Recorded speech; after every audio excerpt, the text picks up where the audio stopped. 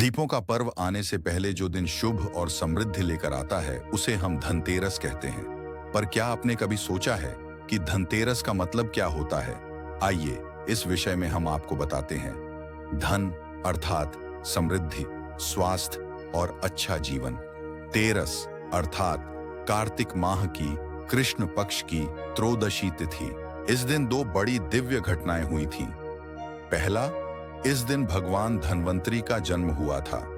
जब देवताओं और असुरों ने समुद्र मंथन किया था, तब समुद्र से भगवान धन्वंतरी अपने हाथ में अमृत कलश और औषधियों का घड़ा लेकर प्रकट हुए थे।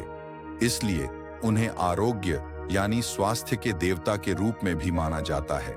इस दिन को धन्वंतरी त्रयोदशी भी कहा जाता है। यहाँ धन का अर्थ केवल पैसे से नहीं है, बल्कि स्वास्थ्य और समृद्धि से भी है। दूसरा, राजकुमार और यमराज की कथा। बहुत समय पहले की बात है। हिम नाम का एक राजा था, जिनके घर एक पुत्र का जन्म होता है। परंतु जब उस बालक की जन्म कुंडली ज्योतिषों द्वारा देखी गई, तो उन्होंने भविष्यवाणी की कि उनका पुत्र विवाह के 4 दिन पश्चात ही मृत्यु को प्राप्त हो जाएगा। उसकी मृत्यु एक सर्पदंश द्वारा होगी। राजा हेम और रानी का हृदय भय से विचलित हो गया था। लेकिन जैसे जैसे समय बीतता गया, तो वह राजकुमार अब विवाह के योग्य हो गया था। तब उसका विवाह एक सुंदर, संस्कारी और बुद्धिमान कन्या से की जाती है।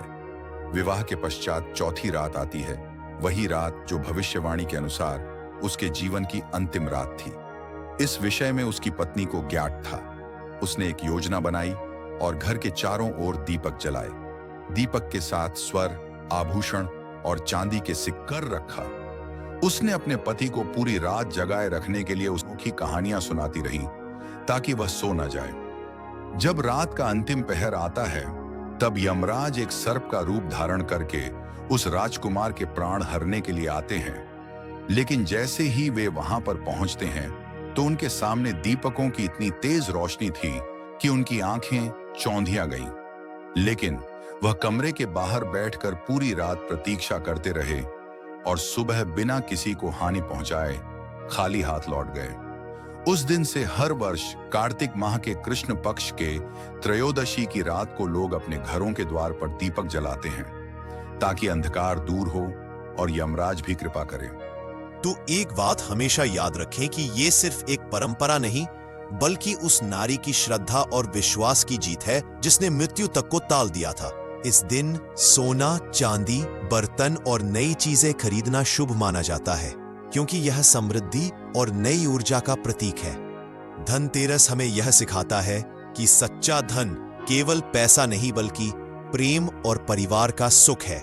कुछ पौराणिक मान्यताओं में कहा गया है कि इस दिन मां लक्ष्मी पृथ्वी पर आती है और जो घर स्वच्छ व प्रकाशित होता है, वहां वे निवास करती है। इसीलिए लोग अपने घरों की सफाई करते हैं और दीपक जलाकर